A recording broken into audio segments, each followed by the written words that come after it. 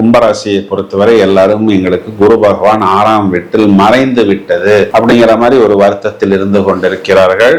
உங்கள் ராசியாதிபதிக்கு குரு பார்வை அப்படிங்கிறது கண்டிப்பாக இருக்கிறது. யாரெல்லாம் இனி முடியாது, போச்சு, இனிமே நடக்காது, ஹேண்ட் ஓவர் பண்ணிடலாம், வாடகை கட்ட முடியல, சாவிய ஓனர்கிட்ட கொடுத்துடலாம், இப்படியெல்லாம் நினைத்திருக்கக்கூடிய நபர்களுக்கு ஒரு தொழில் அபிவிருத்தி, ஒரு ஆர்டர்ஸ், அரசாங்க ஆர்டர்ஸ், கவர்மெண்ட் ஆர்டர்ஸ், நம்ம யார்கிட்ட கடன் வாங்கினோமோ அவரே நம்மளுடைய தொழில் பக்குவத்தை பார்த்து அவரே நமக்கு கேன்வாஸ் பண்ணி நமக்காக 2 ஆர்டர் எடுத்து கொடுக்கக்கூடிய அமைப்பு.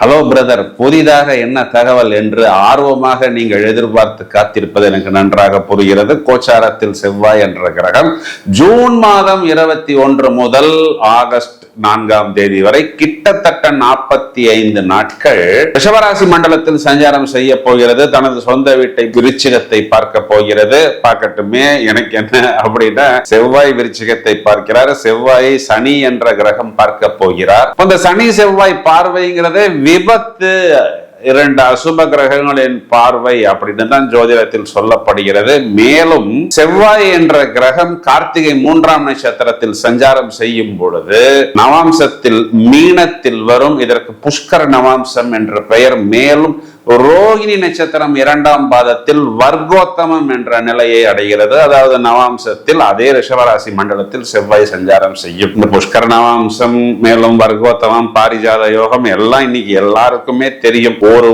உயர்நிலை ஜோதிட புரிதல் அப்படிங்கிறதுக்காக இது ஒரு ஓவர் டிரைவ் போட்டு ஹை ஸ்பீடில் காரை ஓட்ட தயாராக இருக்கிறோம்.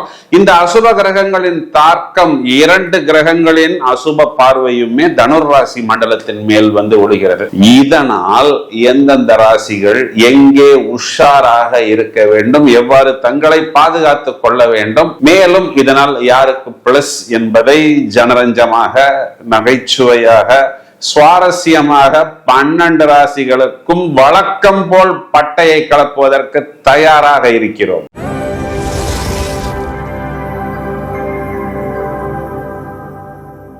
கும்பராசிக்கு பலன் சொல்றதுக்கு தான் ரொம்ப நேரமாக காத்து கொண்டிருக்கிறேன். ஏன்னா கும்பராசியை பொறுத்தவரை எல்லாரும் எங்களுக்கு குரு பகவான் 6ஆம் வீட்டில் மறைந்து விட்டது அப்படிங்கிற மாதிரி ஒரு வருத்தத்தில் இருந்து கொண்டிருக்கிறார்கள். உங்கள் ராசியாதிபதிக்கு குரு பார்வை அப்படிங்கிறது கண்டிப்பாக இருக்கிறது. இந்த காலகட்டத்தில் செவ்வாய்ங்கிறது 4ஆம் வீட்டுக்கு பயணிக்கிறது. 4ஆம் வீடு அப்படிங்கிறது நிஷ்பலம். இதுல செவ்வாய்ங்கிறவர் என்ன பண்றாருன்னா 10ஆம் இடம் சொல்லக்கூடிய தொழில் ஸ்தானத்தை பார்க்கிறார். அப்போ செவ்வாய்க்கு பார்வை பலம் ஏற்படுகிறது. தொழில் 10ஆம் இடம், ஜீவனம் நமக்கு கை கொடுக்கும். மெயினா ரியல் எஸ்டேட், இடம், பூமி, பெரிய பெரிய மிஷினரி, லாரி, டிரான்ஸ்போர்டேஷன், கனரக வாகனங்கள், பெரிய பெரிய இயந்திரங்கள், இண்டஸ்ட்ரீஸ் எல்லாம் வைத்திருக்கக்கூடிய நபர்கள் யாரெல்லாம் இனி முடியாது, போச்சு, இனிமே நடக்காது, ஹேண்ட் ஓவர் பண்ணிடலாம், வாடகை கட்ட முடியல, சாவிய ஓனர்கிட்ட கொடுத்துடலாம், இப்படியெல்லாம் நினைத்திருக்கக்கூடிய நபர்களுக்கு ஒரு தொழில் அபிவிருத்தி, ஒரு ஆர்டர்ஸ், அரசாங்க ஆர்டர்ஸ், கவர்மெண்ட் ஆர்டர்ஸ், நம்ம யார்கிட்ட கடன் வாங்கினோமோ அவரே நம்மளுடைய தொழில் பக்குவத்தை பார்த்து அவரே நமக்கு கேன்வாஸ் பண்ணி நமக்காக 2 ஆர்டர் எடுத்து கொடுக்கக்கூடிய அமைப்பு. தொழில் வந்த நபர் நம்மளுடைய ஒர்க்ல சாட்டிஸ்ஃபை ஆகி திருப்தியாய் அவர் நமக்கு 2 ஆர்டர்ஸ் எடுத்து கொடுக்கக்கூடிய அமைப்பு.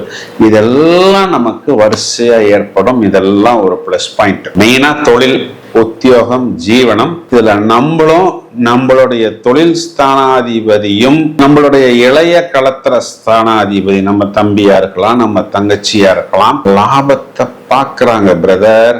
அப்போ 2 விதமான லாபம். ஏன்னா நமக்கு லாபம்ங்கிறது தனுர்ராசி மண்டலம். இந்த தனுர்ராசிக்கு சனி பகவானுடைய பார்வையும் செவ்வாயுடைய பார்வையும் வந்து விழுவது, நம்மளுடைய லாபமும் ஜீவனத்தினுடைய லாபமும் நமக்கு பூரணமாக வருகிறது. இதெல்லாம் நமக்கு பிளஸ் பாயிண்ட் தான். இதுல தேடி பார்த்தோம்னா ஒரு 20% மைனஸ் பாயிண்ட் இருக்கு. அந்த மைனஸ் பாயிண்டை கொஞ்சம் யதார்த்தமாக சொல்வது, நம்மை பாதுகாத்துக் கொள்வதற்கு நாம் இந்த இடத்தில் தவறு செய்யக்கூடாது அப்படிங்கிறதுக்காக இடம், வீடு, வாகனம், அம்மா, சகோதரம், இது சம்பந்தப்பட்ட விஷயத்துல புதுசா ஏதாவது ஒண்ணு புத்திசாலித்தனமாக பண்றோம் அப்படின்னு சொல்லி நாமே அந்த விஷயத்தை தூண்டி விட்டு விடுவோம். பிறகு அந்த செலவுங்கிறது நம்மிடம் வந்து விழுந்து விடும். அதனால் புதிதாக எதையும் தூண்டாமல் அப்படியே இருப்பதை வைத்து பயணிப்பது புத்திசாலித்தனம். இப்போ வாகனத்துல போய் புதுசா ஏதோ ஒரு டிஸ்பிளேவை மாத்துறேன், அது என்ன பார்த்தா ஒரு 5000 ரூபாய் வரும்னு நினைத்து போனால் பில்லு நமக்கு 20,000 ரூபாய்க்கு வந்து நிற்கும். அதுக்கு ஃபிட்டிங் சார்ஜ், அதுக்கு பெரிய பேட்டரி போடணும், அதுக்கு ரீவயரிங் பண்ணணும். இந்த செலவெல்லாம் முதலில் சொல்ல மாட்டார்கள். பில்லு வரும் பொழுதுதான் நமக்கு தெரியும். இதை மட்டும் கொஞ்சம் கூடுதல் கவனம் எடுத்துக்கொள்ள வேண்டும்.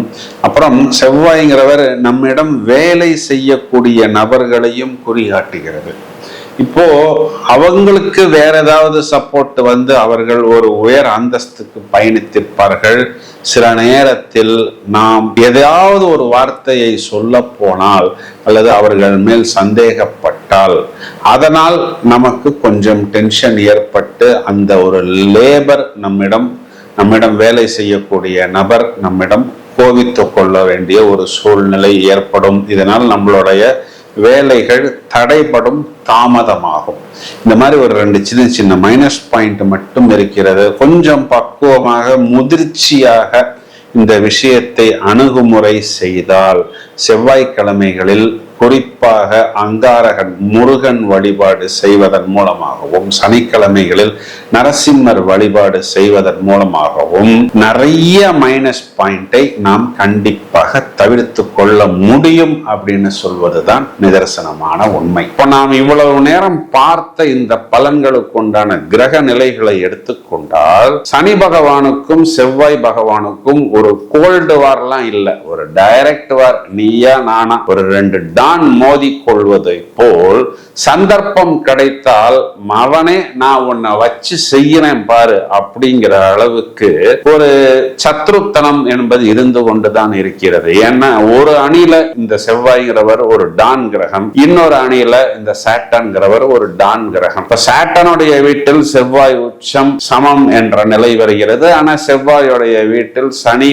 நீசம், நீச்சன், டெபிலிட்டேட்டட் அப்படிங்கிற ஒரு அமைப்பில் வருகிறது. இதனால் நம்ம 2 பேருமே அசுப கிரகம் தானே, உன்னை போய் கமாண்டோ தளபதி ஆச்சு ஊச்சுங்கிறாங்க, என்னைய போய் நீச்சன் அப்படின்னு சொல்றானுங்களே, இந்த பார் உன்னைய வச்சு செய்யறேன் சந்தர்ப்பம் கிடைக்கும் பொழுது என்று சனி பகவானுக்கு ஒரு வஞ்சனை இருந்து கொண்டே இருக்கிறது. இப்பொழுது கோச்சாரத்தில் சனி பகவானுக்கு வாய்ப்பு கிடைக்கிறது. எதற்கு அந்த வாய்ப்பு அப்படின்னா, முடிந்தவரை உன்னுடைய வீரத்தை, வேகத்தை, உன்னுடைய சம்பவத்தை நான் எந்த அளவுக்கு குறைக்க போகிறேன், எந்த அளவுக்கு மட்டம் தட்ட போகிறேன், மந்தனாக்க போகிறேன் என்று பார். இப்பொழுதுதான் என்னுடைய வேலையை, என்னுடைய வேட்டையை நீ பார்க்க போகிறாய் என்று பார்வை பலத்தால், விஷப்பார்வையால் சனி பகவான் செவ்வாயை ஏறி மிதிக்க போகிறார் என்பதுதான் நிதர்சனமான உண்மை. இதுக்கு பரிகாரம் அப்படின்னா சனிக்கிழமைகளில் தொடர்ச்சியாக நரசிம்மரை வழிபாடு செய்வது, தேய்பிறை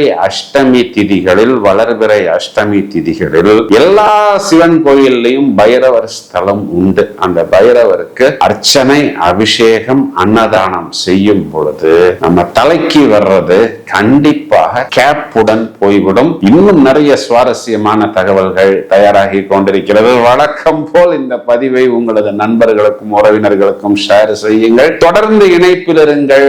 வாழ்த்துக்கள். Thank you friends. நிறைய நேயர்களின் வேண்டுகோளுக்கு இணங்க ஆகஸ்ட் மாதத்தில் மலேசியா வருவதற்கு தயாராக இருக்கிறோம். தனிப்பட்ட முறையில் அஸ்ட்ரோ நியூமராலஜி, ஜோதிடம், வாஸ்து சம்பந்தப்பட்ட சந்தேகங்கள் அல்லன ஒரு கன்சல்டேஷன் தேவைப்பட்டால் கீழே வரக்கூடிய வாட்ஸ்அப் எண்ணில் தகவலாக பதிவிடவும்.